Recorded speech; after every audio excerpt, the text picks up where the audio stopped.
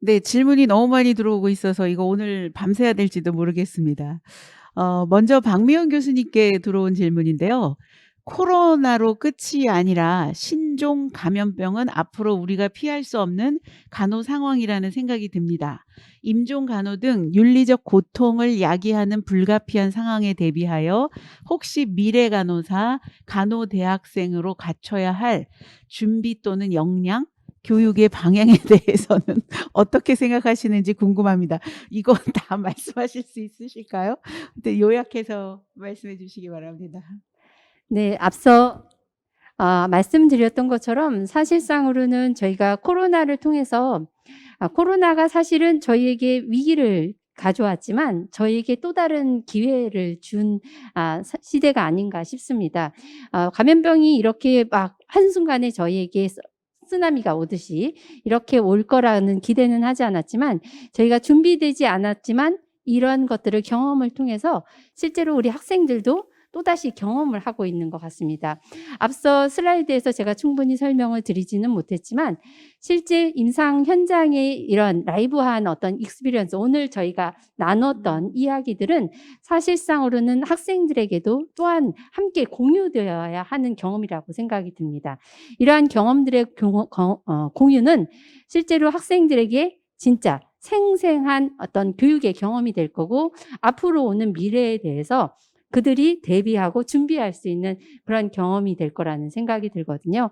그래서 지금까지는 저희가 어떤 주로 교과서에 있는 이야기들이나 이미 안정화되어진 어떤 컨텐츠들을 제공함으로써 학생들이 거기서 수동적으로 경험하는 부분들이 많았다고 한다면 이제는 앞으로의 미래에는 보다 이러한 경험들을 공유하고 이러한 것 안에서 스스로 학생들이 어떤 표현하고 배워갈 수 있는 이러한 기반들이 조금 마련되면 좋지 않을까 이런 생각이 들면서 항상 많은 교육 영역에서 제한되는 것은 임상과 학교가 함께 코업을 하면서 학생들에게 보다 현실감 있는 그런 교육들을 해내는 것들이 필요하지 않을까 이런 생각이 들고요.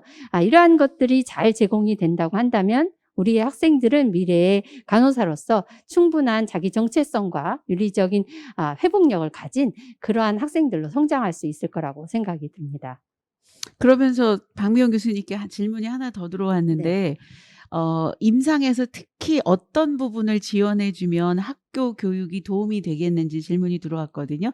추가로 더 말씀해 주시기 네. 바랍니다. 학생들이 특히도 이번에 지금 저도 잠깐 대기실에서 임상에 있는 선생님들과 이야기를 했습니다. 근데 그 이야기의 컨텐츠가 굉장히 좋은 거예요.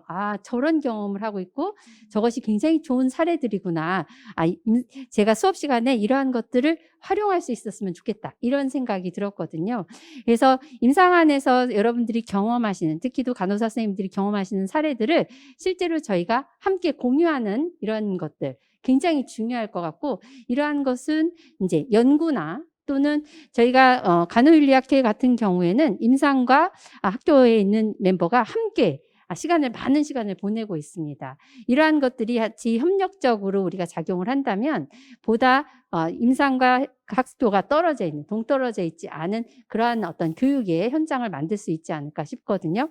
그래서 많은 임상에 있는 선생님들이 교육 현장을 조금 더 라이브하게 바꾸기 위해서 많이 참여해 주시면 좋겠어요. 사례를 공유해 주신다든지 학생들의 교육에 조금 더 적극적으로 참여하실 수 있으면 좋지 않을까 이런 생각이 듭니다. 저는 1년에 한 번씩 그 임상에 계시는 관리자분들하고 교수님들이 워크숍을 해서 이 교육을 어떻게 할 건지에 대한 이렇게 빅 플랜을 좀 세우는 것도 괜찮을 것 같습니다. 그래서 그런 빅 피처를 그려서 교육을 간호 현장에서는 어떻게 하고 그다음에 교육 현장에서는 어떻게 하고 그런 그림을 그리는 것도 지금이 적기가 아닐까 생각이 되거든요.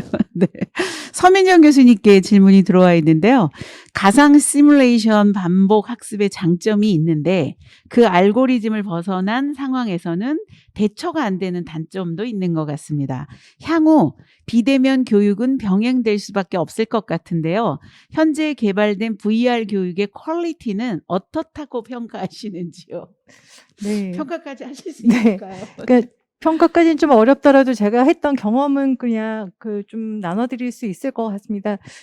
지금 사실은 VR이 이제 이 팬데믹 상황 이후로 갑자기 너무나도 많이 발전하고 있어요. 그래서 얼마 전에 제가 시뮬레이션 미국에서 실제로 하고 계신 분 강연을 한 보름쯤 전에 들었는데 이미 많은 프로그램들이 굉장히 많이 들어오고 있고 이제는 이제 VR이나 AR이나 이런 것들을 통해서 정말 실사같이 느낌까지 같이 오는 것들이 굉장히 많이 이제 만들어지고 있다고 하거든요. 이제 그런 것들이 점점 도입을 되면서 이제 아마 학생들의 실습이 실제와 비슷해지려고 많이 노력을 할 수 있을 것 같다고는 생각을 합니다.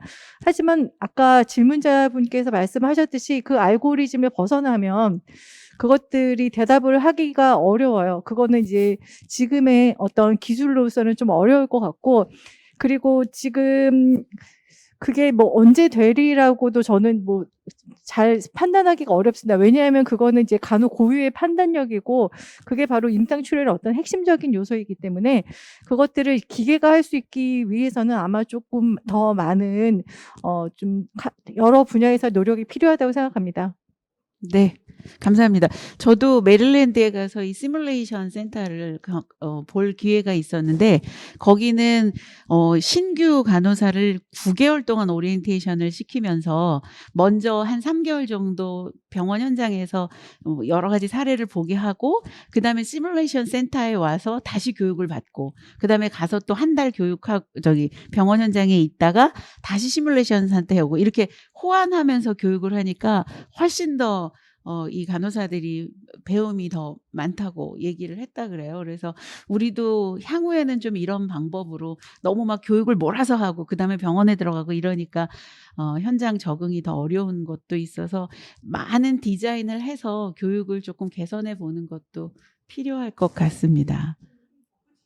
지금 이제 요번에 이제 졸업했던 4학년 졸업해서 지금 병원에 들어간 친구도 있지만 지금 현재 4학년들은 2년 동안 임상 실습을 못했던 친구들이 지금 이제 끝에 조금씩 하고 있는데 이런 친구들이 병원에 들어가면 아무래도 세팅되는 시간이 더 많이 걸릴 것 같아요. 그래서 그 오리엔테이션 기간이나 이제 좀 어떤 경우에는 핵심 기본 간호술도 제대로 하기 어려운 경우가 있어요. 왜냐하면 기본 간호학 실습 때부터도 이미 그거를 뭐 배웠다고 해도 중간에 본 게 없으니까 아이들이 니들 사용하는 실습을 하면 굉장히 많이 찔리고 앰플도 잘 못 따고 해요. 분명히 실습에서 많이 했는데도. 그러니까 그만큼 보고 경험하는 것들이 얼마나 중요한가 싶은데 그런 것들에 대한 좀 완충할 수 있는 기간들이 조금 늘어나는 것도 좀 방법이지 않을까. 근데 이제 그거는 이제 병원 측하고 같이 상의가 돼야 되는 부분이지만 환자 안전을 위해서 또 신규 간호사들이 평안하게 또 임상이 임할 수 있는 거로는 좀 고려를 해볼 수 있는 부분이라고 생각이 듭니다. 네네. 네. 돈도 많이 들 것 같긴 합니다. 그리고 기련이 선생님한테 질문이 들어왔는데요.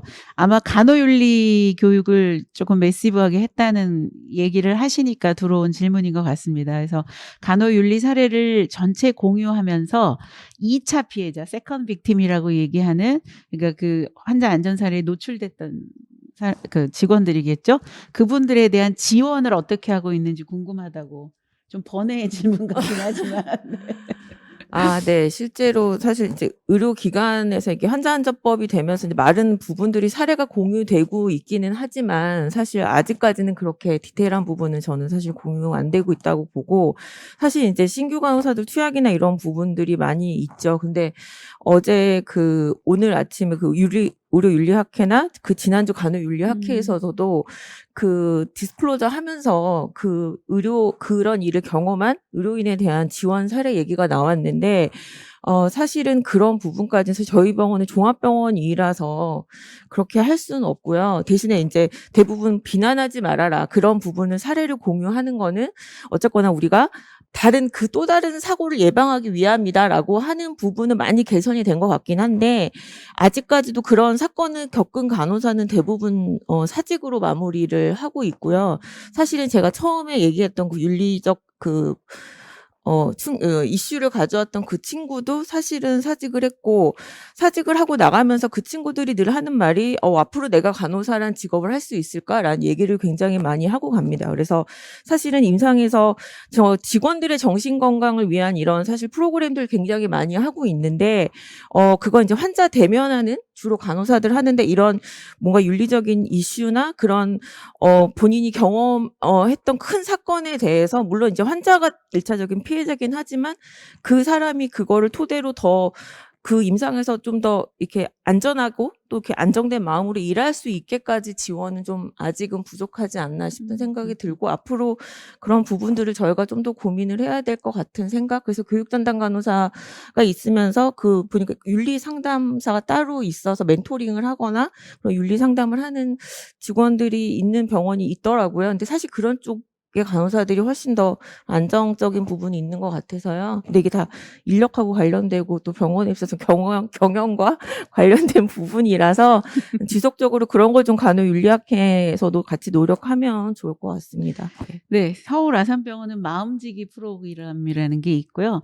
그 옥민수 교수님이 디스클로저에 대해서 연구를 굉장히 많이 하고 계시는 분이 있는데, 그분이 국가 펀드를 받아서 야나 프로그램이라고 상담 프로그램을 운영하고 있거든요. 그래서 You are not only라는 프로그램이어서 그 세컨 빅팀을 이제 관리하는 프로그램이어서 한 3차례 상담을 해주고 힐링이 돼서 근무를 못할 지경이었던 직원들이 근무를 다시 하는 그런 경험들을 얘기하고 계시거든요. 그래서 없는 병원이라면 그런 프로그램을 좀 앉혀보는 것도 필요하지 않을까, 그런 생각이 들었습니다.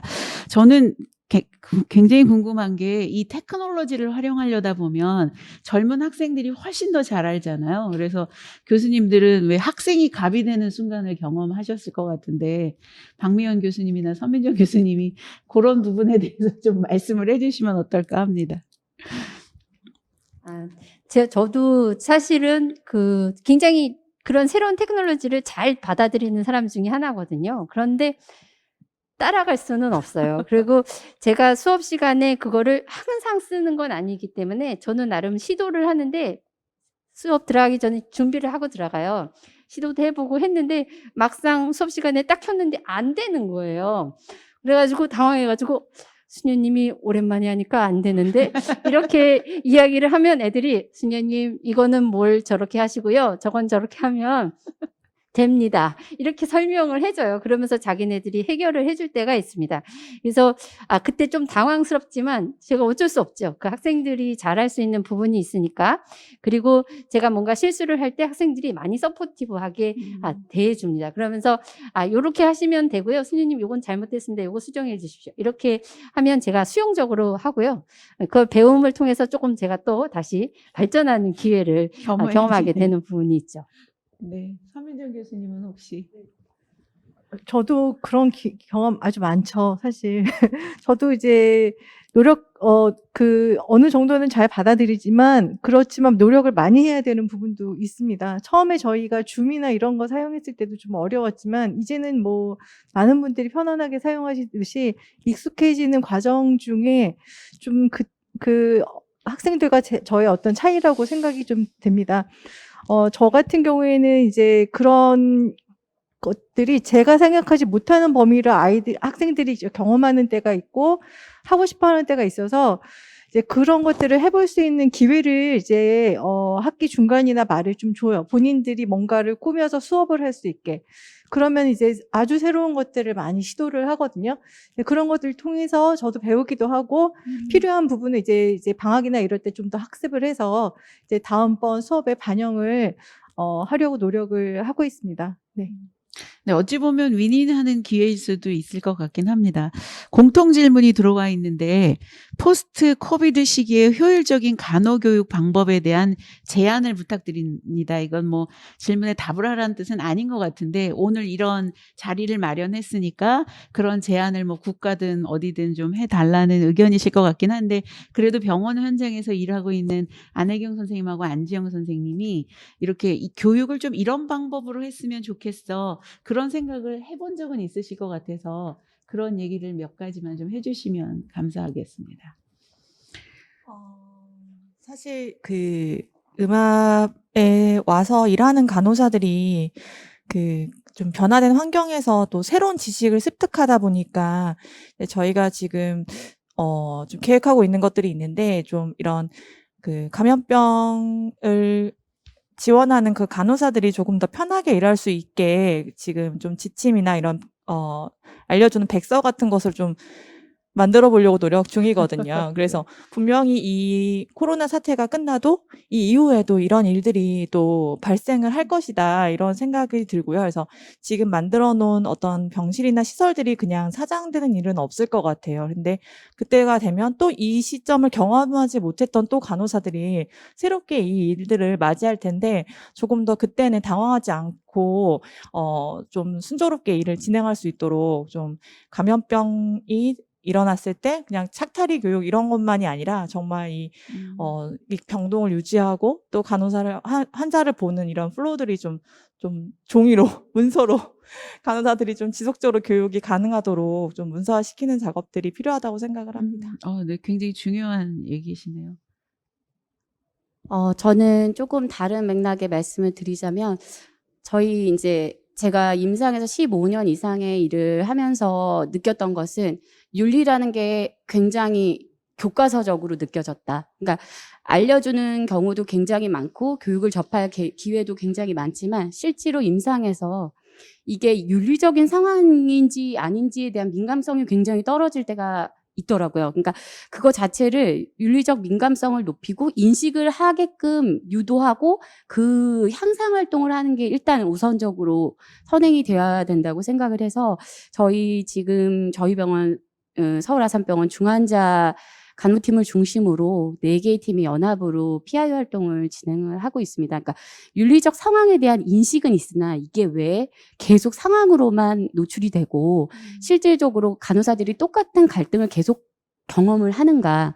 그러면 그게 케이스로 계속 표현이 되지 않기 때문에 그런 누적되는 케이스를 카테고리화 하다 보면 뭔가 실제로 프로세스나 시스템을 개선하면서 아니면 개인적인 측면으로 접근을 해서 그런 것들을 조금 더 좋은 방향으로 끌어갈 수 있지 않겠냐라는 의도에서 PI 활동을 하고 있는데 실질적으로 이게 좀 질적인 문제가 포함이 되다 보니까 굉장히 이제 참여율이 좋아야 진행이 되는 부분이 좀 있습니다. 그 수치로 표현되는 것보다는 조금 독려를 해야 되고 인식을 개선시키는 그 과정이 조금 길게 걸릴 것 같다는 생각은 들지만 정말 좋은 시작이라는 생각은 들거든요. 이게 현장에서 가장 가까이 그 윤리 문제를 접하고 있는 간호사들이 이게 윤리적인 상황이라는 걸 인식하고 실질적으로 그거에 대해서 해결해야 된다라는 그런 인식을 갖추는 것 자체를 시작했다는 거에 대해서는 굉장히 좋은 시작이다. 그리고